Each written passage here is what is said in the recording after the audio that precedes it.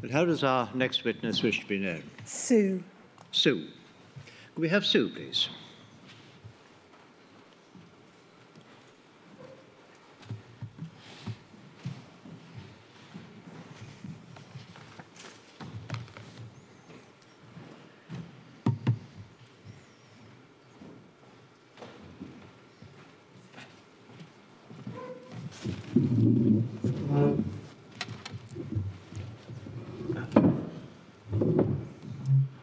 Please state your full name. Susan Elaine Sparks. Take the book in your raised hand and repeat after me. I swear by Almighty God. I swear by Almighty God. That the evidence I shall give. That the evidence I shall give. Shall be the truth. The truth. The whole truth. The whole truth. And nothing but and the nothing truth. but the truth. Thank you. Sue, you're here to talk about your late husband, Leslie, known as Les. Yeah. And I hope we've got a photo, please, Paul, that we can display. So we can see there Les in the centre, and then that's your two boys on either side. Yeah. And we're going to keep that photo on the screen, except when we're looking at documents. Les had haemophilia B. Yeah. You and Les met in 1976 and started going out the following year. Yes, yeah. What can you tell us about Les? He was fun-loving, always a laugh. He was a character. Everyone that knew him loved him because he had dry humour. He was just a lovely person. It was after a couple of times you'd been out, he told you that he had haemophilia. Yes, yeah. And he told you how, as a child, he used to spend weeks in bed with bleeds into his joints. Yes, yeah.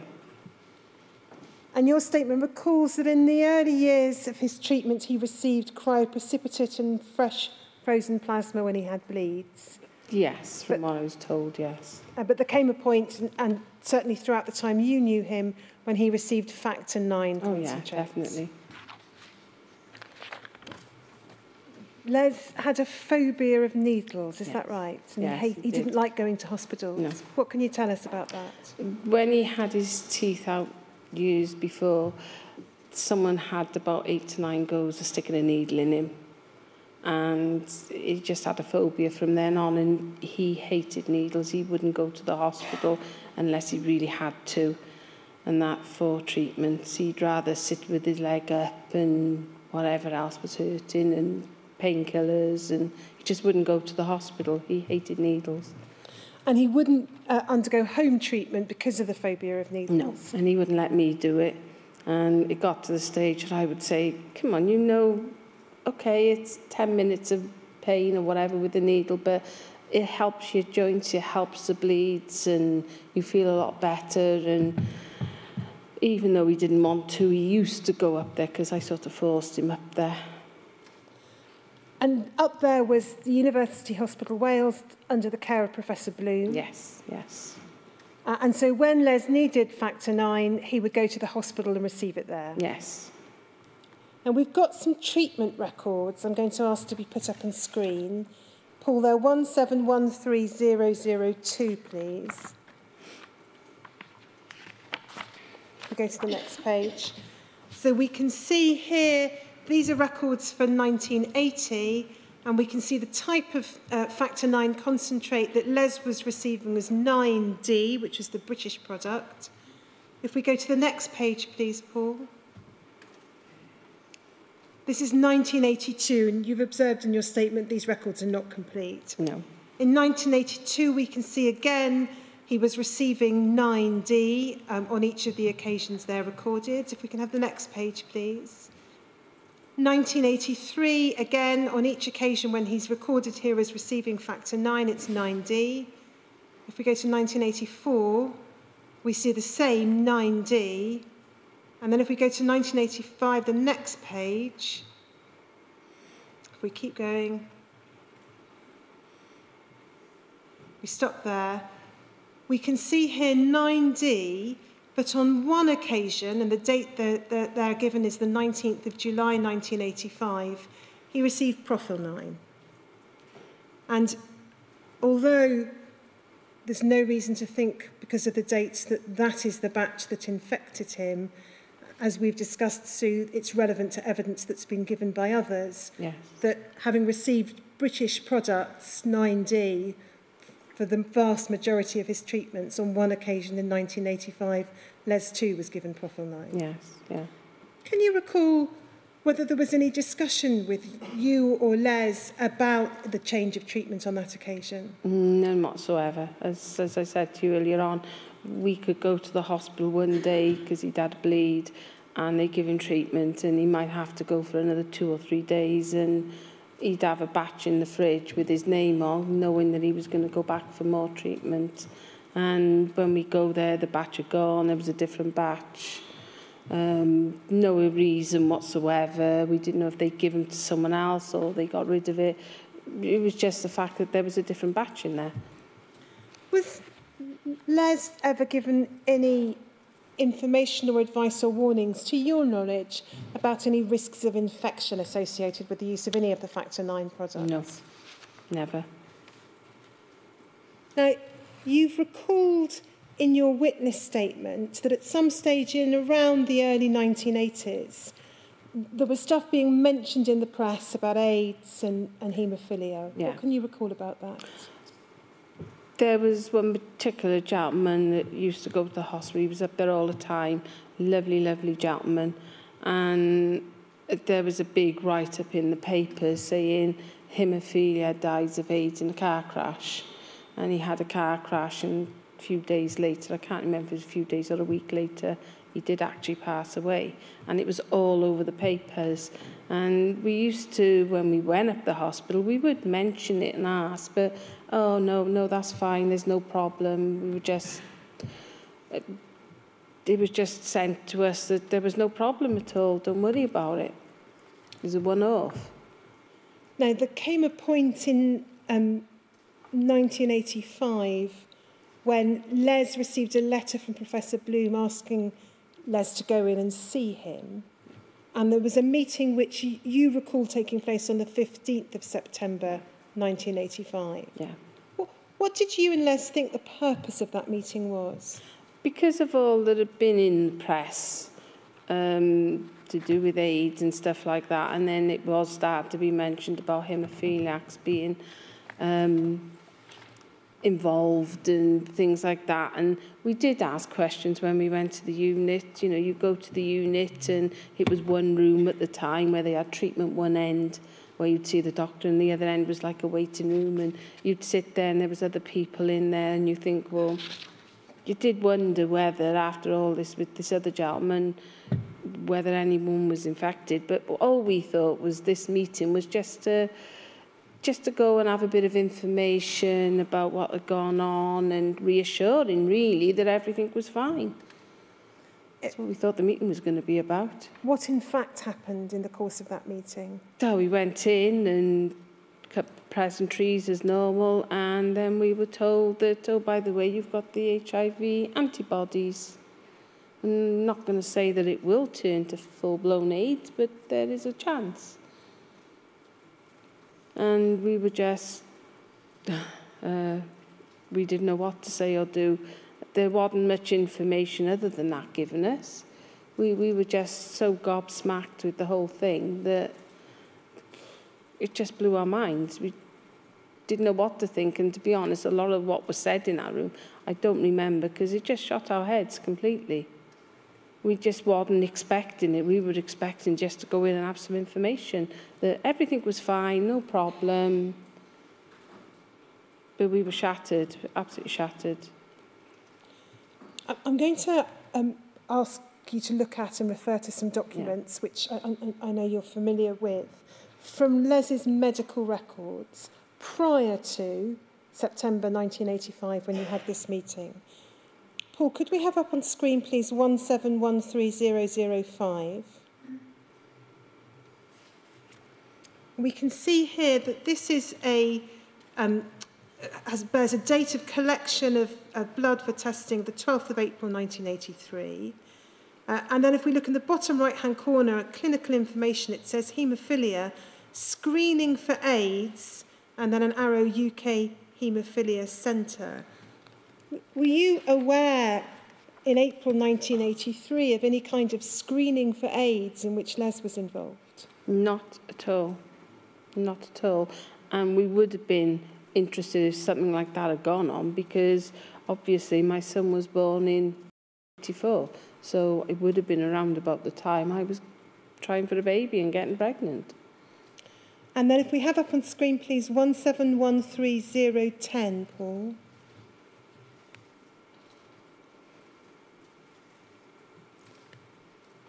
And we can see here a date at the top, 14th of April 1983, and then about towards the bottom of the extract we can see it says this: seen for AIDS study 2 days ago, routine bloods taken, and then a word that's unclear and a question mark. So April 1983, Les's medical records record seen for AIDS study, routine bloods taken. Did you know anything about that in April 83? No, we were never ever told anything about AIDS, HIV or anything like that in any of the blood tests. If we then look at one further document, it's 1713007, please, Paul. I'm sorry, 1713006, my apologies. This takes us to February 1985 now, and the bottom line of this is a reference to a clinic appointment on the 5th of February 1985, blood taken for FBC, HTLV3, and looks like gene studies. Were you aware in February 1985 that blood was being taken from Les for an HTLV3? No idea whatsoever. Obviously, every time you went to the clinic or went for treatment or whatever, they might take some bloods, but we were never told anything of what it was for. If we then go to 1713007, now this is a report that was sent by Professor Bloom to the coroner after Les's death. But if we just look at the second page, please, Paul, we see there it says in February 1985, he was tested for HIV antibody at PHLS Colindale and result was equivocal. This was confirmed positive in July 1985. Presumed source of infection was British factor 9 concentrate, and then there's references to you being counselled at the time. Now, you've already confirmed you were unaware in February 1985 of test results. July 1985, were you told Les was being tested? No. And you weren't told of the outcome of that test? So the first you knew was that date in September 1985? Yes, first we ever knew he had anything at all was when we went in. Well, I'm just going to put up a couple more documents, Sue. 1713011, please, Paul.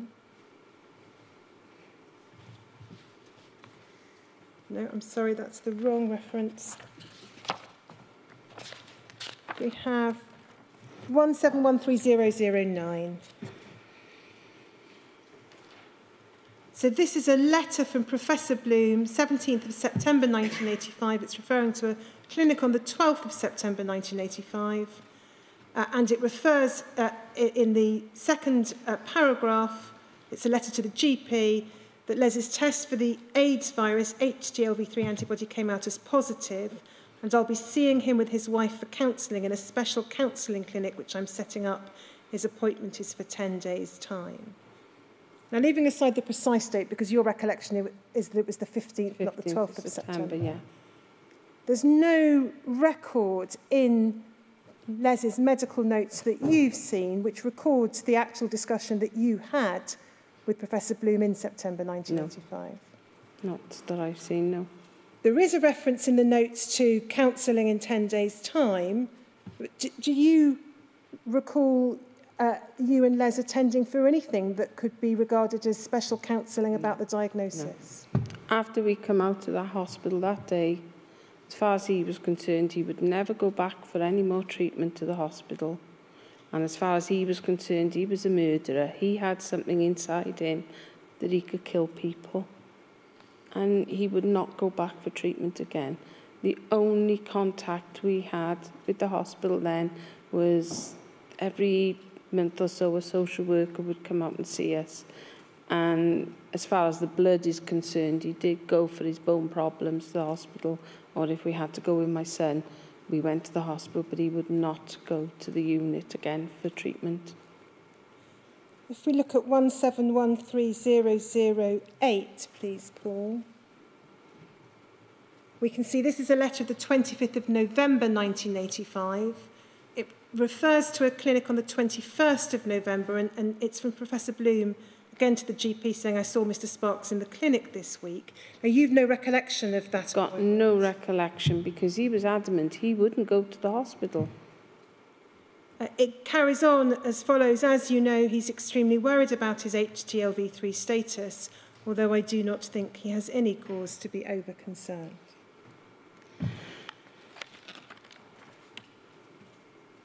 What was Les's reaction to being given the diagnosis that he had HIV, HTLV3? We come out of that room that day and we were both totally wiped out. We just couldn't believe what we were hearing. We went there thinking we were just going to have a social chat about what's going on, and we come out with a bombshell. And as I said, he come out that day and he swore that he wouldn't go back for any more treatment. He wouldn't go to the hospital. They'd phone and see if they could get him to go up there and bar the social worker contact. We didn't have any contact with the unit. And it's not to say that I didn't want contact, because I wanted to know what was going on. I was terrified that every time he had a cough or a cold, or even myself had a cough or a cold, is there something going on that we don't know about?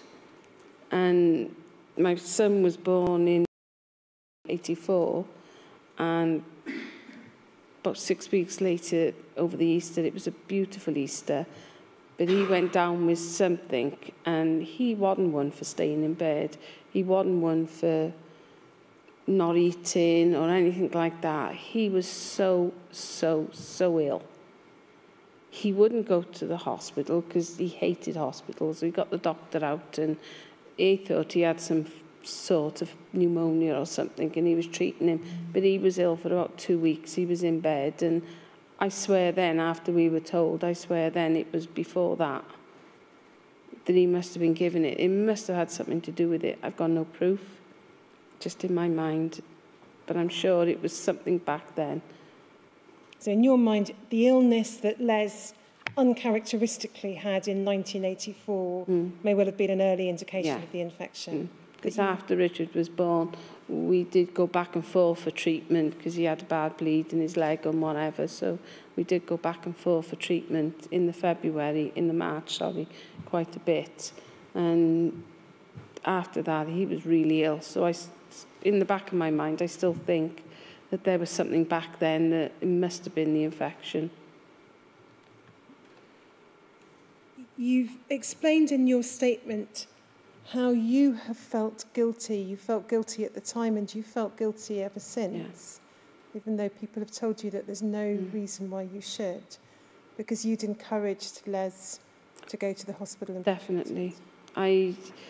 Even till the day he died, I even said it about 10, 15 minutes before he died. I said it to a nurse. He always said, if he'd have stuck to his guns and wouldn't go up for treatment, he wouldn't be in the position he was in now.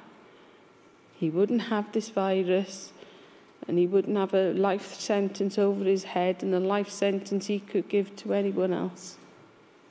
As I said, he swore he was a murderer because he had something inside him could kill loads. From the moment of the diagnosis, you and Les didn't tell anybody about the infection? No. Les even stopped telling people he was a haemophiliac because he was worried they would associate that with AIDS. Because there was a lot going on at the time to do with haemophiliacs and AIDS and things, and it only takes one or two. When you say the word haemophiliac, then they automatically think that because you're a haemophiliac, you've got AIDS. And that was going on at the time. So we wouldn't tell anyone. And you've described yourselves as living a life in fear. Sorry.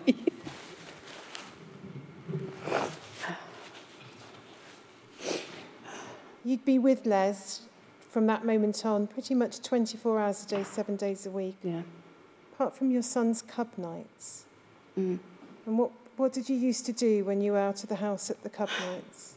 It was one night a week they had a bingo session to raise money for the club, for the cubs and that. And I'd go along and I'd go in the kitchen and I'd make tea when we got there and tea in the interval. And while they were playing, I'd be in the kitchen. And while I was washing all the cups and that, I would be sobbing my heart out because it's the only time I was by myself that I could sit there and do it, because I couldn't do it at home.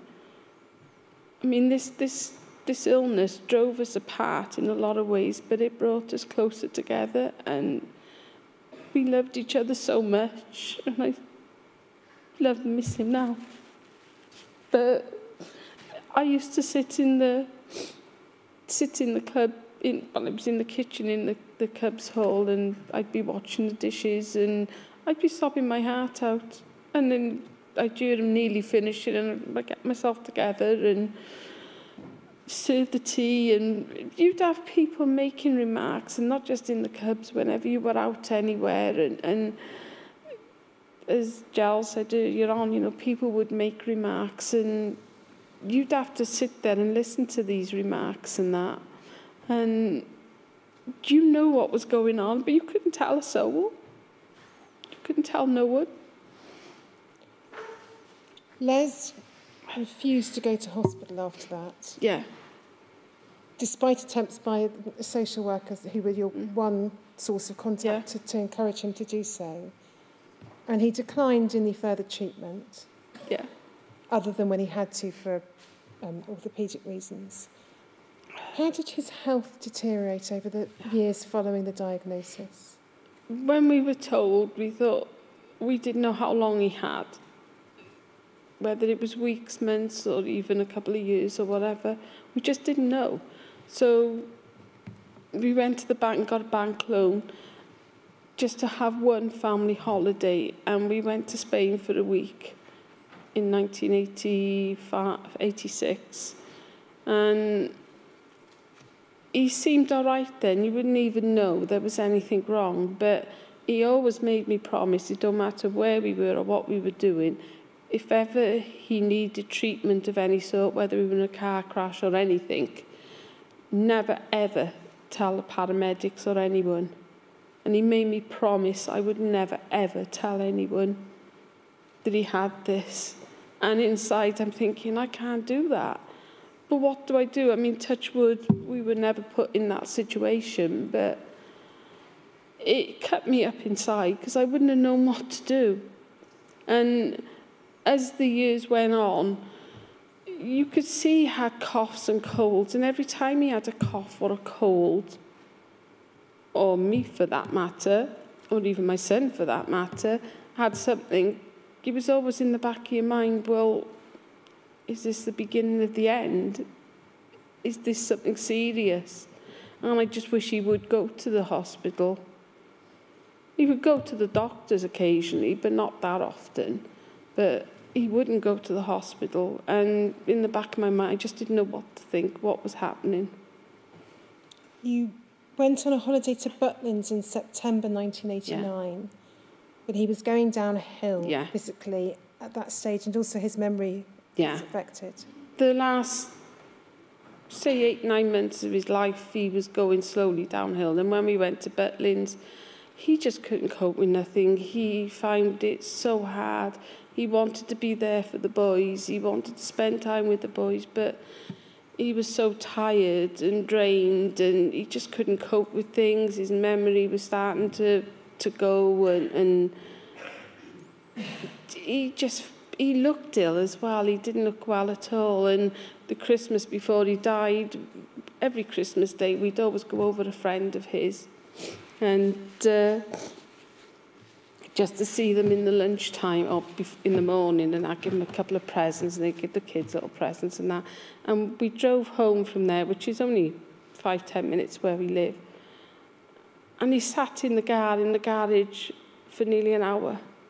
He just didn't have the energy or the strength to get out of that car. And he said, I wish I could die. He said, I can't cope with this much longer. Wish I could die. He had a fall soon after that, in January of 1990, and he was trying to get back from the bathroom to the bedroom. Yeah, in the January 1990, yeah. And you've described in your statement it took you ages to get him up. And he was describing pain in his arm and a terrible cough. And eventually you persuaded him to go to hospital. It took a lot. It was weeks before he would go. But every time his chest was getting worse and worse, and he had a really bad cough and everything. And every time he was coughing, I'd have to go over and hold his arm like this, in place like this, where he'd fallen while he was coughing, because he was in so much pain with it. And eventually I got him to go down to the infirmary for x-rays. He wouldn't go to the Heath, but he went down the infirmary, and he didn't even want the doctors down there. He wouldn't tell them anything. As far as he was concerned, all he wanted to do was go down and have an x-ray on his arm. But he didn't look well at all, really didn't look well. And this was about, I think it was about a week before he went into hospital, or even less. And when they asked him, well, you know, we need to do blood tests and that because we're not happy with the way you look and whatever. And at first he said no, he didn't want blood tests.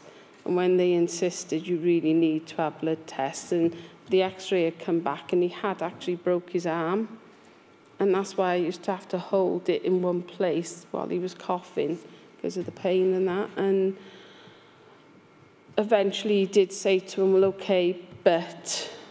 And he did actually tell them then, and of course their attitude changed, and he said, well, you'd better wear double gloves and things like that. And next thing you know, they didn't want to do it. They wanted to get the haematologist in the hospital to come down and see him, and it was just one big, and in the end he just wanted to go home. He didn't want to be there. So they give him strong painkillers and cocodamol and that to take home, and he started taking them to help with the pain. I mean, it had started healing, but it was far from being completely healed, his arm. And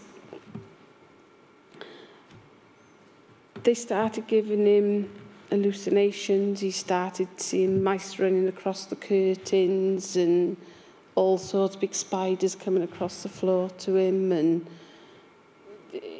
it just got really hard. I just didn't know what to do with him or anything in the end.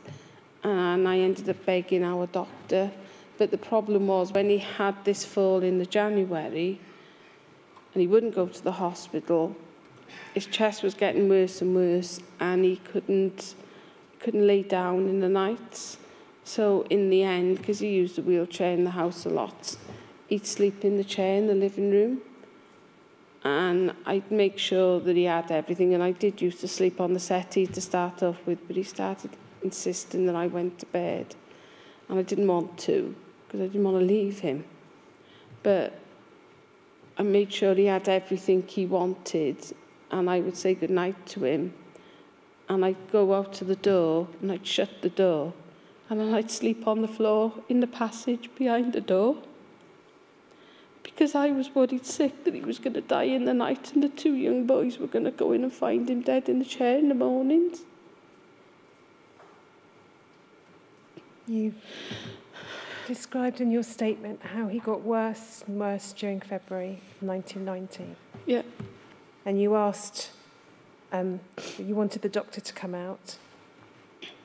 They tried 3 or 4 times. We had phone calls from the hospital that last week or so, because I think the social worker had been out not long before. And we had phone calls, let us come out, we'll come out and do a blood test, we'll come out and see you. The sister from the unit was going to come out and see us, and he wouldn't even speak to them. I'd have to answer the phone, And I'd say, do you want to speak? No, I wouldn't speak to him. And I'd have to say, I'm sorry, but he just won't come to the phone. And we did eventually arrange for the sister to come out on the Tuesday. But he was so bad on the Monday. All over the weekend he was bad, and on the Monday.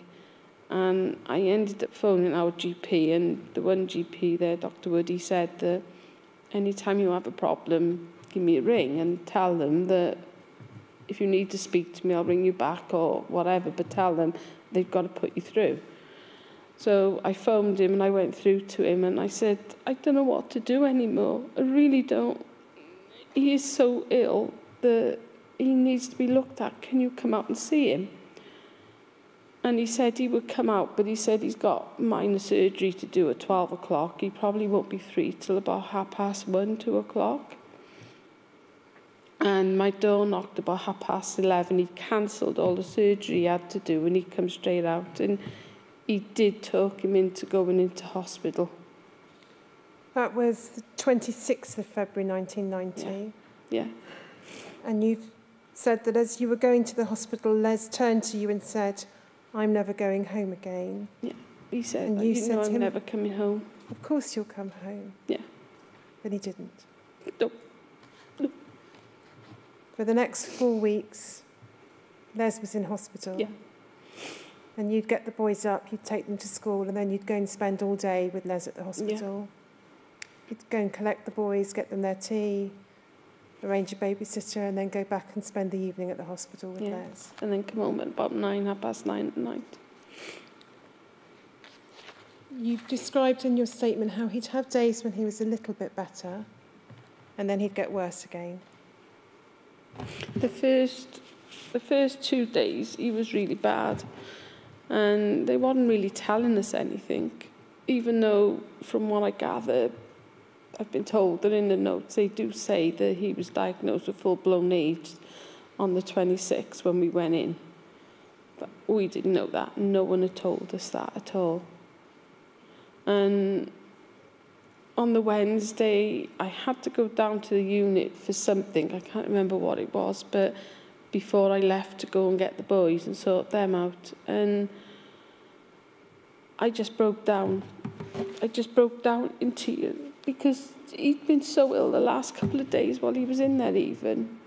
And it wasn't him. The way he was, it wasn't him in that hospital bed even.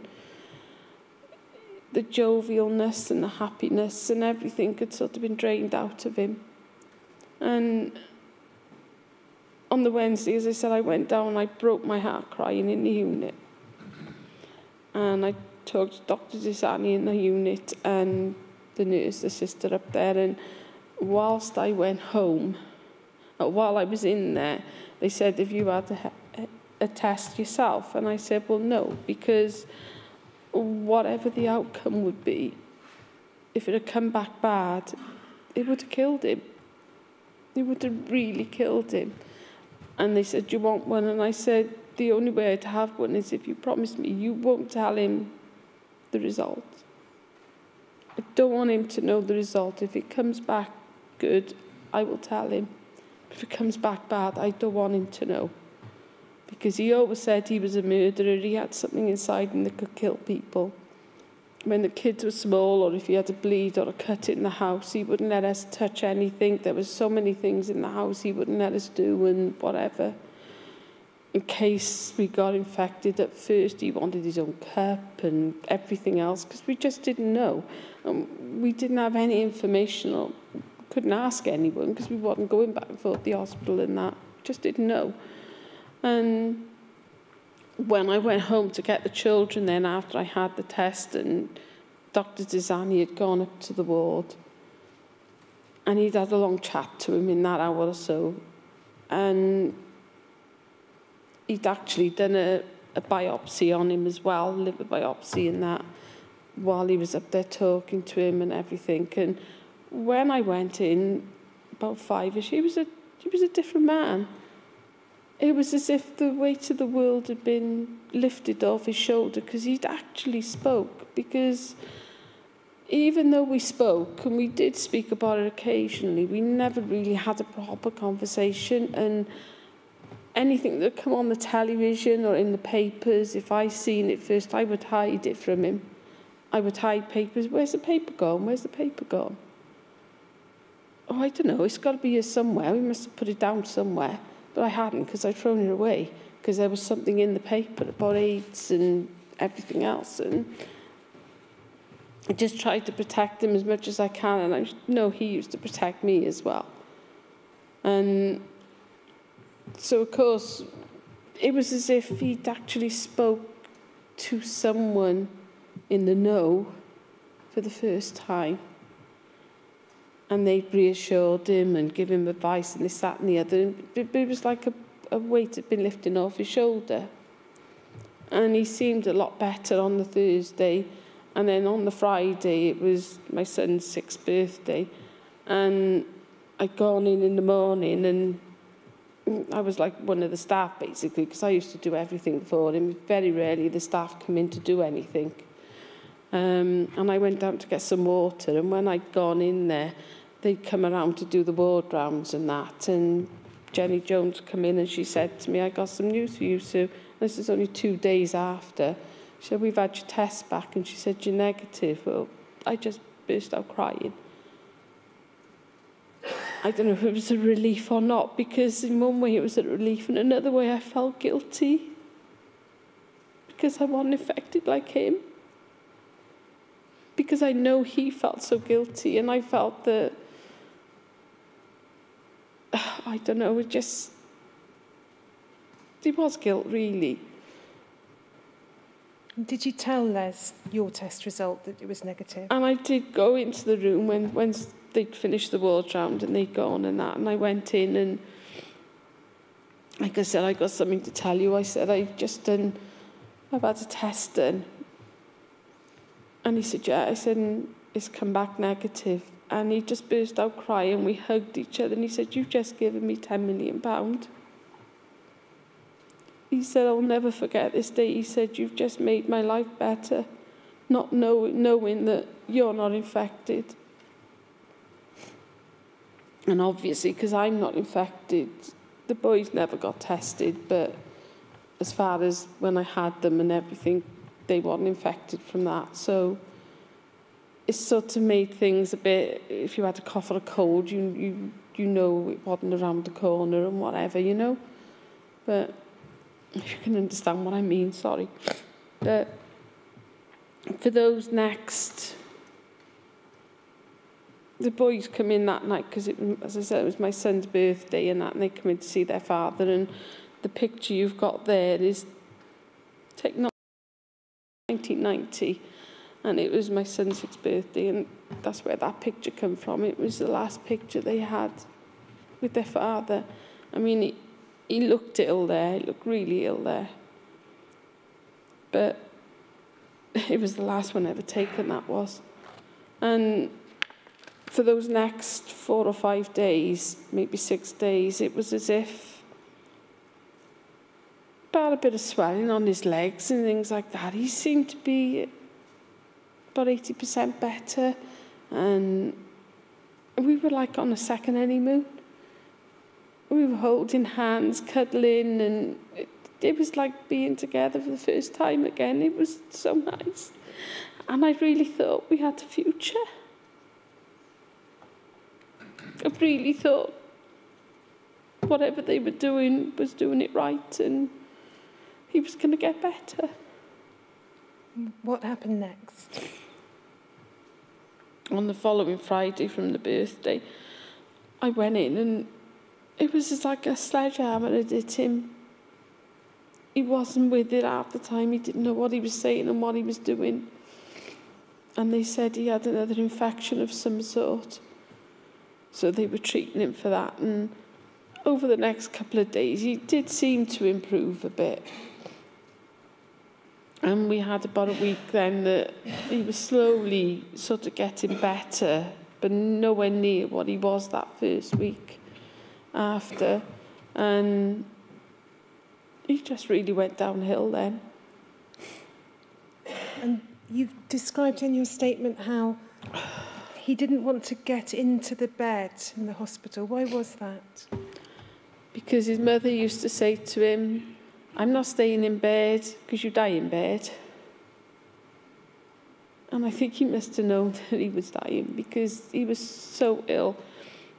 That week that he did die, the Monday you could have a proper conversation, but by the Tuesday you couldn't really start having a proper conversation, and by the Wednesday he was really ill. Tuesday, Wednesday, he sat in the chair. He wouldn't have clothes on him. He'd have a blanket on him, but he'd sit in the chair like this a lot of the time because he was in so much pain, and the blanket kept falling off. And I think it was that weekend before, in the night, he'd gone to the toilet in his wheelchair, gone to the toilet, which was like the next room, or next but one room down. And when he was in there, he fell, and they had to get the smallest nurse in any of the wards around them to try and get in, because he'd fallen behind the door to get in to see to him, because they couldn't open the door, because it was like a sliding door thing, or a collapsing door, whatever it was, and they couldn't get into him, and he ended up with really bad bruises on his legs and everything, where he must have caught his leg when he went down. And on the Wednesday then, he was really, really bad, and he wouldn't get into bed. No matter what I said, he wouldn't get into bed. And then that's when the prof come in and asked me to come outside with him and the other doctor and one of the social workers and that. And that's when they told us that, do you know, he's not going to come out of this, and he's got about 6 weeks to live.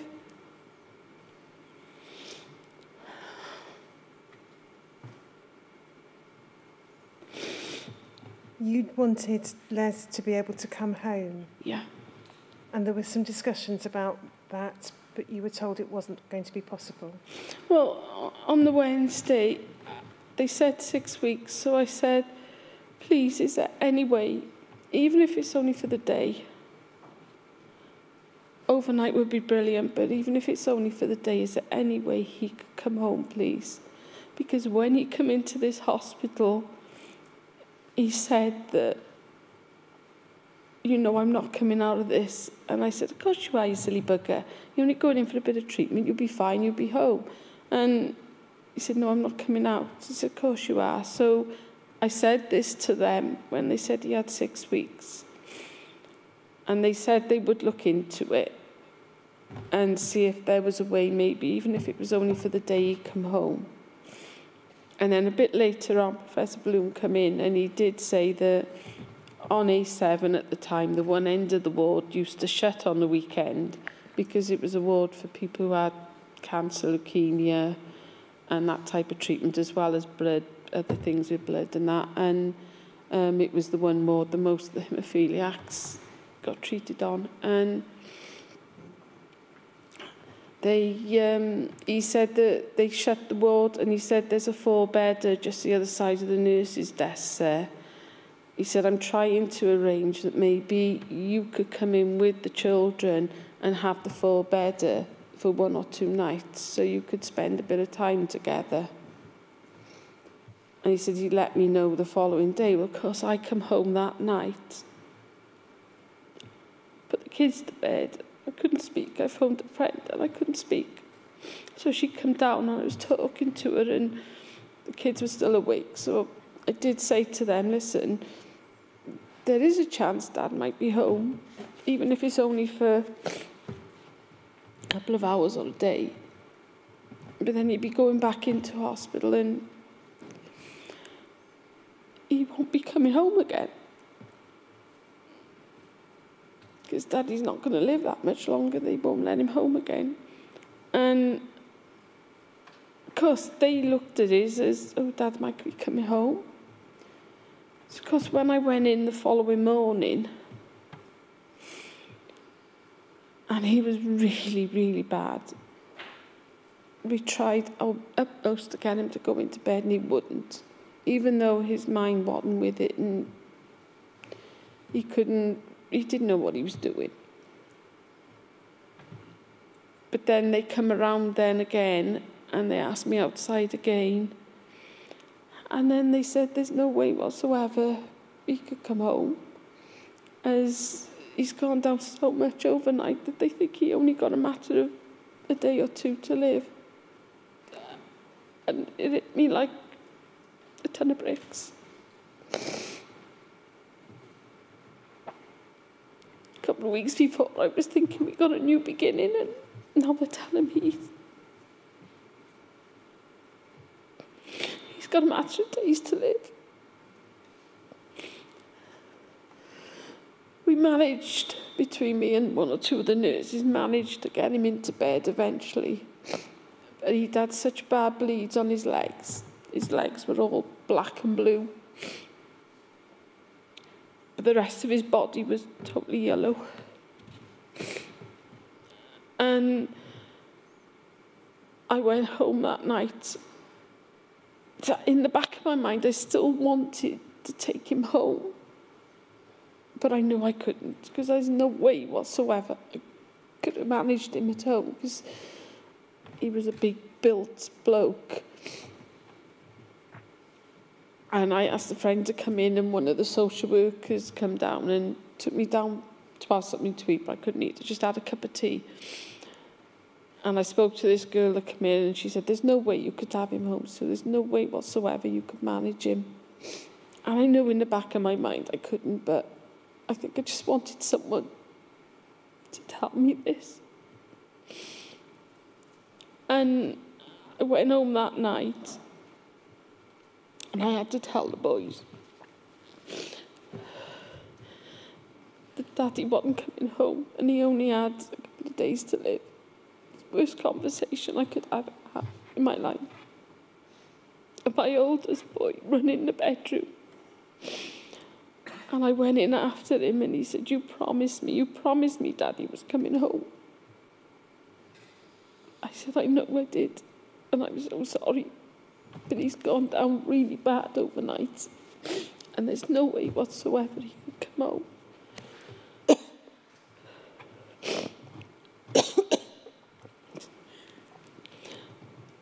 And how were the last few days? Excuse me.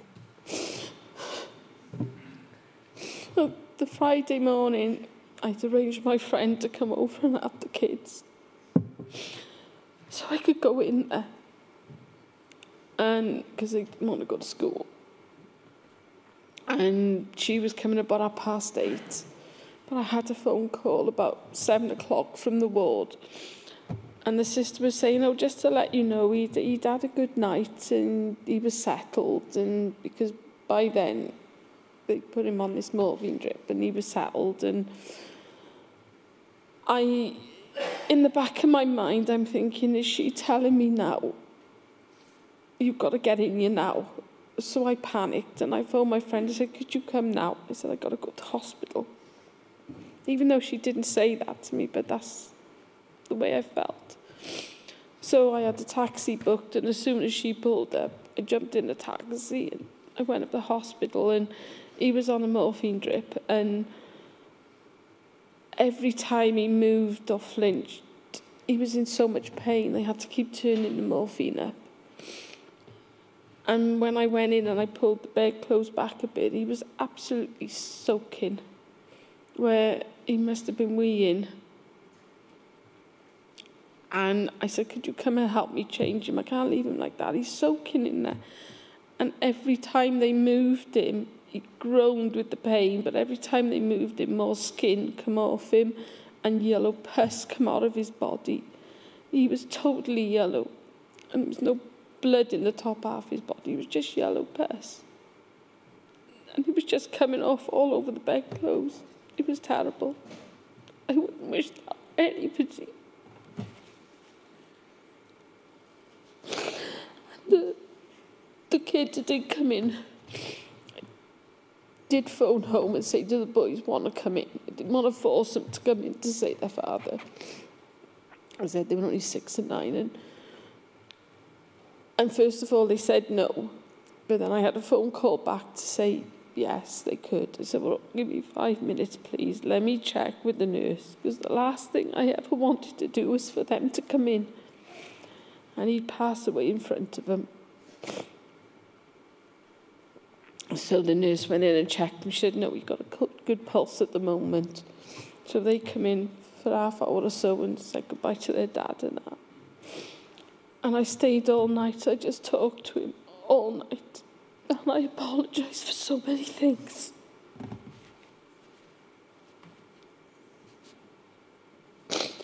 The following morning, about 10 to 12, they brought me in some food. They said, you've got to eat. And I said, I don't want to go over there, you've got to eat. And I went around by the window where they put the food and that. And I just burst out crying.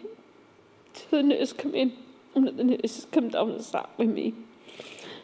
And I turned around then and I said that he always said if he just stuck to his guns and not gone for treatment, he wouldn't be in this situation. And I feel so guilty because it was me that made him go. I know he was a grown man and he had his own mind. You ask any man that's got a wife that nags him to death about doing something, they probably feel exactly the same. And they'll go and do it in the end.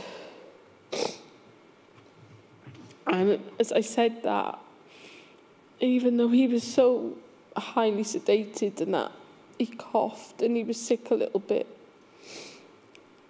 And we went around by the bed and she felt his neck and she said, he's gone. So I still swear to the day he heard me say that. And I don't know if that was his way of letting me know I'm wrong or whatever, I don't know, but I still swear to the day he heard me say that. That was the 24th of March, 1990. Yeah, sorry. There's no need whatsoever. And Les was 58 years old when he died. He was older than me, I was 31. But we were happy, and I loved him to bits. Described in your statement how after Les's death you had to go and sort out the death certificate. And you had no one to go with you because you told nobody about his infection. And you didn't want them finding out. No. In the end, a social worker did accompany you. Yeah. You had to go to a particular funeral parlour because Les had died of AIDS. Yeah. And you weren't allowed to see Les there. Yeah. The other thing is when he was in hospital and sitting in the chair, sometimes I'd sit on the end of the bed and that, and he'd fall asleep in the chair. And I'd be sitting there listening, and next door there was another room that there tended to be someone who was seriously ill. And a couple of times I actually heard them bringing the trolley in to take the bodies away. And I'm just sitting there thinking one day this is going to be him. And it was terrible. Just sitting there thinking that. You've said in your statement that if you'd had a car at the time, you'd have been in there with a hose pipe because you didn't want to live. I didn't want to live, and I didn't want my kids. I want my kids to come with me. If we'd have had a car then that I could have done it with, I would have taken the 3 out. I was so gutted. I just wanted him back. You told people that Les had died from blood cancer. Yeah. And you didn't tell the boys the actual cause of death until they were young adults. Yeah.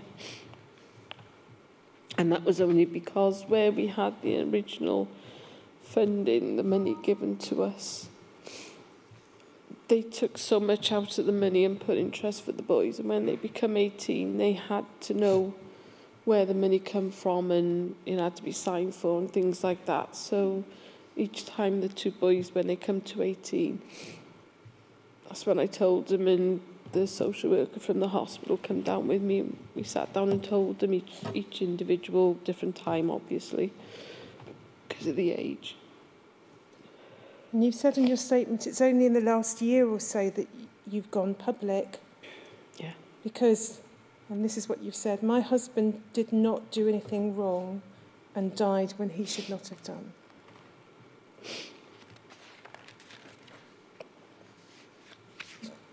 Explained in your statement, Sue, how Les's death devastated you and it's something you feel you will never get over.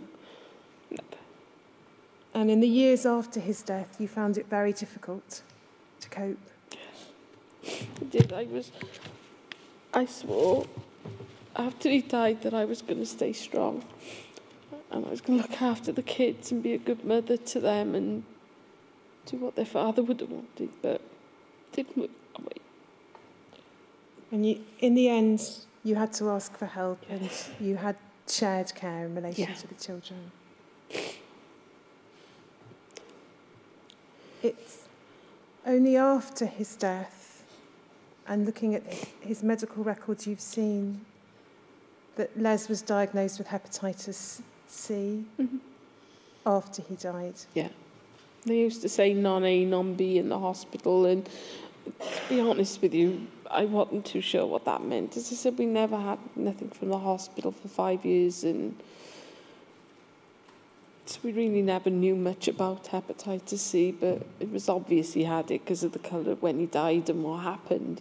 No way that was just the HIV, that was hepatitis C. Now, looking back, definitely. Did you know that after his death, tests were being done for hepatitis C? No.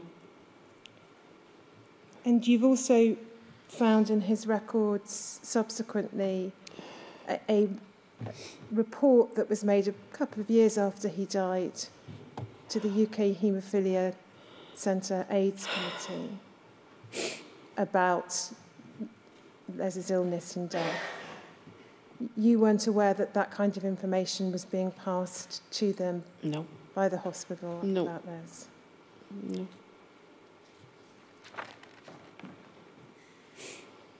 So those are the questions I've got for you.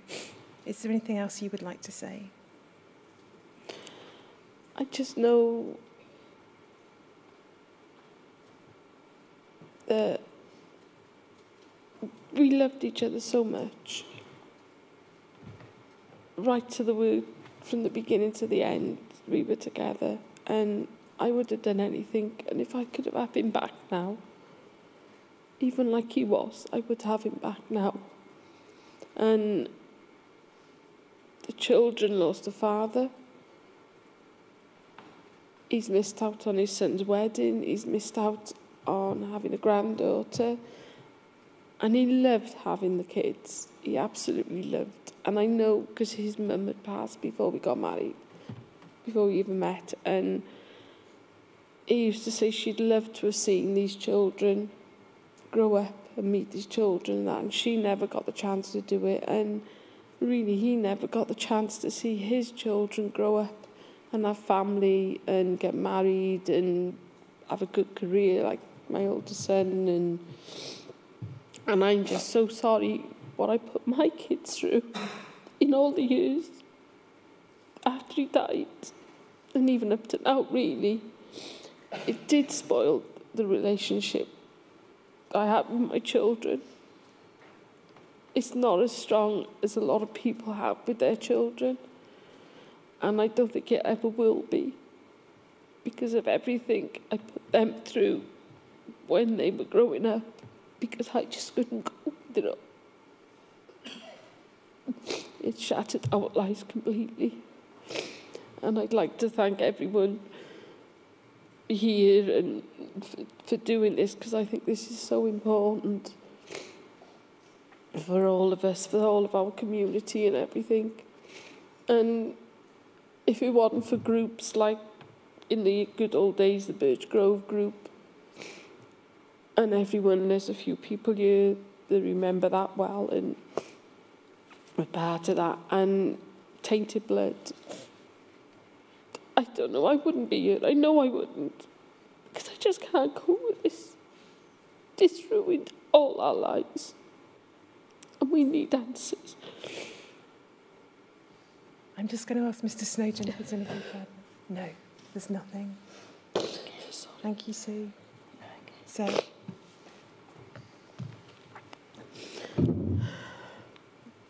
Well, thank you very much for telling us that account of how cruel the disease can be, not only to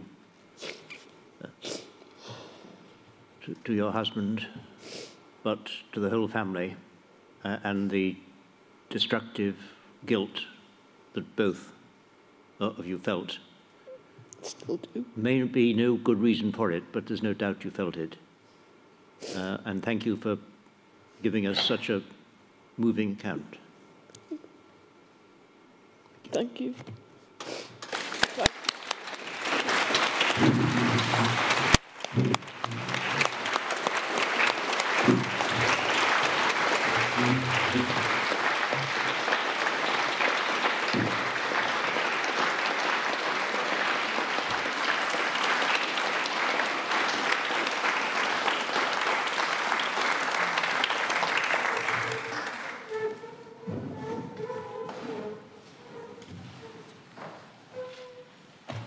Tomorrow. so tomorrow we will be hearing from Janet and Colin Smith. We will be hearing from Elaine Huxley. We'll then be hearing from an anonymous witness, Mr. A.E., and we'll then be hearing from Judith Thomas. Thank you very much. And then we'll start at 10 tomorrow, 10 o'clock tomorrow morning.